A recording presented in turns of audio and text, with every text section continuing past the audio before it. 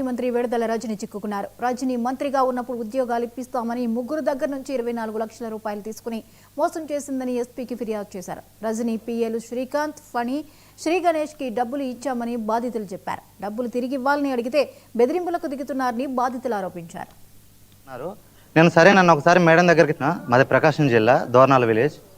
నాకు government contract basic post pharmacist పెట్టిస్తానని చెప్పి బత్తుల శ్రీ గణేష్ వాళ్ళ తమ్ముడు కుమారస్వామి, బెడతల రజని మేడం దగ్గర ఉన్న పిఏ శ్రీకాంత్ గారు, రామకృష్ణ గారు మాకు మేడం బాగా పరిచయాలు, బాగా క్లోజ్ అని చెప్పేసి గవర్నమెంట్ ఫార్మసిస్ట్ పోస్ట్ పెట్టిస్తానని చెప్పేసరి అన్నారు.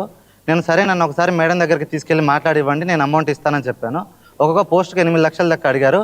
విడతల వారీగా డబ్బులు ఇవ్వమని చెప్పారు. ఫస్ట్ నన్ను మేడంతో కల్పించి మాట్లాడించండి అని చెప్పాను.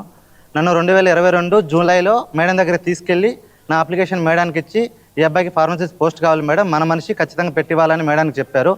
తర్వాత మీరు ఏదన్నా ఉంటే శ్రీకాంత్ గారితో, రామకృష్ణ గారితో మాట్లాడుకోమని చెప్పారు.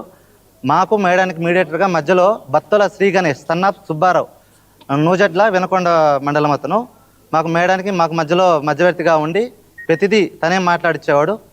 ప్రతిదీ మాకు ఏదన్నా డీటెయిల్స్ కావాలన్నా, నోటిఫికేషన్ ఎప్పుడు వస్తుంది ఏంటన్నా కూడా ఎమ్మటే డైరెక్ట్ మేడం దగ్గర ఉన్న పిఏ వాళ్ళకు శ్రీకాంత్ గారికి, రామకృష్ణ గారికి ఫోన్ చేసి మాకు ఫోన్లో డీటెయిల్స్ అన్నీ ఎక్స్ప్లెయిన్ చేసేవాళ్ళు.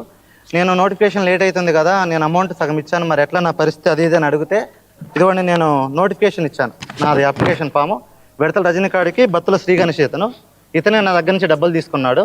మాది ప్రకాశం జిల్లా దోర్నాల విలేజ్. నాకు government contract basic post pharmacist పెట్టిస్తానని చెప్పి బత్తుల శ్రీ గణేష్ వాళ్ళ తమ్ముడు కుమారస్వామి,